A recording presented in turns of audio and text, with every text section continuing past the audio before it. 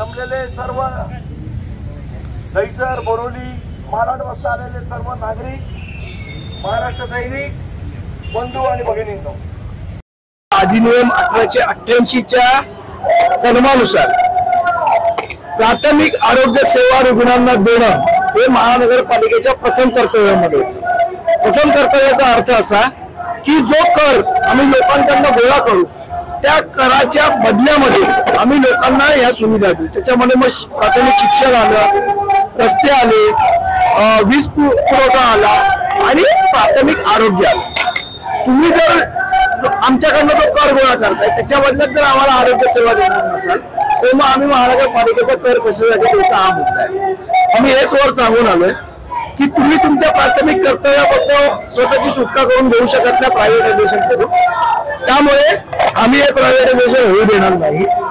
आम्ही प्रशासनाला विनंती केली की हा जो काय तुम्ही हे केला तो गोष्ट रद्द करा आणि याच्या उपर जर जबरदस्तीने कुठल्या माणसाला तुम्ही हे हॉस्पिटल दान केलं तर त्या हॉस्पिटलचा कुठलाही स्टाफ या हॉस्पिटल पर्यंत पोहोचणार नाही याची जबाबदारी महाराष्ट्र नवनिर्माण सेनेचे महाराष्ट्र सैनिक। तर 2-4 लोकांना जर आम्ही कानपडात मारली तर मग आम्हाला दोष देऊ नका। प्रोटेक्शन हॉस्पिटल पर्यंत असतं, घरी जाता येता नसतं, त्याच्या स्टाफने पण लक्षात ठेवायचं।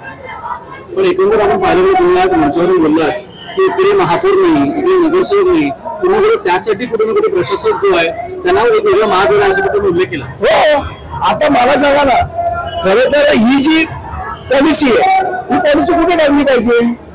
ही पॉलिसी महानगरपालिकेमध्ये ठरवायचा अधिकार कोणाला आहे? सभागृहाला आहे। जर सभागृह अस्तित्वात नाही तर तुम्ही पॉलिसी ठरवू कशी शकता? बरं ठरवली तर विधानसभेने त्याची मंजुरी घेतलीत का? या सगळ्या गोष्टी आहेत। त्यामुळे कायदेशीररित्या तर हे चूकच आहे, पण मॉरली पण चूक आहे। प्रायव्हेटायझेशन जे झालंय ते ह्याच्या खूप अगोदर झालेलं, जे परमिशन काढले गेले।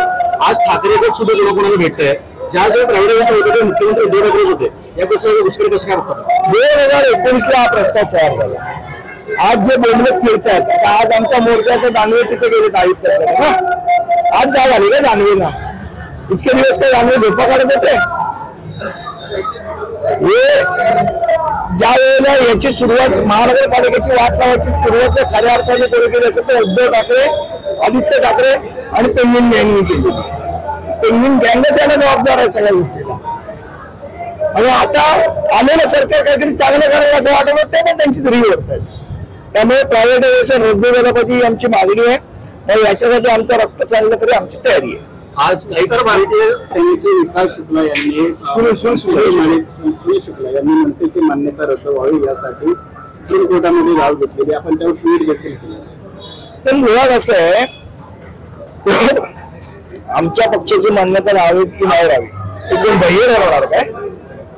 आणि जर आमच्या पक्षाची मान्यता रद्द व्हावी ह्याच्यासाठी जर भैया प्रयत्न करणार असतील तर मग भैयाला इथे राहू द्यायचं की नाही राहू द्यायचं मुंबईत आणि महाराष्ट्रात याचा आम्हालाही विचार करावा। पण हा वाद चिघळण्याचा प्रयत्न कोणी करत असं मला वाटतं का? कारण पत्र आलं, तुम्ही सगळ्यांनी तुम्ही याच्यावरचं षडयंत्र लक्षात घ्या।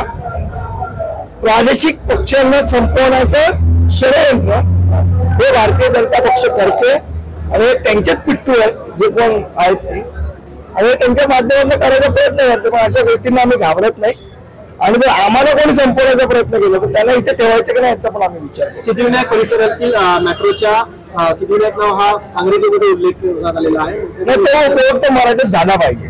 मेट्रो चालवायची तर बोल मराठीत पाहिजेच। कैमरामैन गया था नहीं, सदे बाहर ही खड़ा है।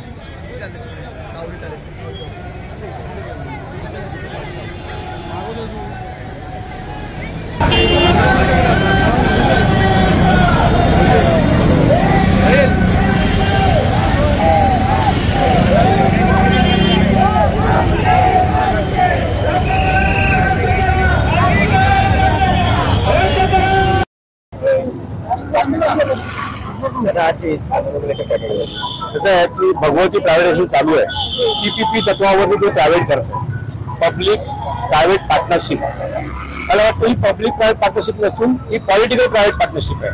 त्यांना एखाद्या धनाढ्याला, मोठ्या हॉस्पिटल चालवणाऱ्या माणसाला हे हॉस्पिटलच्या घशात टाकायचंय। त्यांनी काय होणार आहे, सामान्य जनता पालघर पासून या भगवती हॉस्पिटल येते, पालघर ते गोरेगाव एवढं मोठं हॉस्पिटलमध्ये कुठेच नाहीये।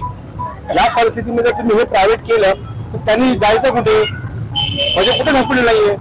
जवळजवळ 500 बेडचं हॉस्पिटल बनतंय, महानगरपालिकेच्या पैशाने बनलंय आणि आता त्याला प्रायव्हेट करणार। 150 खाट, फक्त 150 खाटा ज्या आहेत त्या फक्त पब्लिकसाठी असणार, त्याच्यामध्ये पण अल्प दरात जे आपल्याला 10 रुपयाचा केस पेपर काढल्यावर फ्री हॉस्पिटल चालायचं ते आज प्रायव्हेट ह्याच्यामध्ये जाणार आणि 50% सवलत तुम्ही देणार आपल्याला। हे जर प्रायव्हेटायझेशन झालं तर इकडच्या स्थानिक लोकांना म्हणजे ते फक्त मराठी असं नाहीये, मराठी, गुजराती, उत्तर भारतीय, मुस्लिम सर्व या हॉस्पिटलला येतात आणि गरीब जनता याचा लाभ घेते, त्यांना पूर्ण त्रास होणार आहे। या प्रायव्हेटायझेशनला मनसेचा पूर्ण विरोध आहे। जर झालं तर आमची पूर्ण गेटवरती ताकद उभी राहील। कोणता डॉक्टर येतोय आणि कोणता प्रायव्हेट मालक येतोय ते आम्ही बघतो, त्याला सडेतोड उत्तर मिळणार।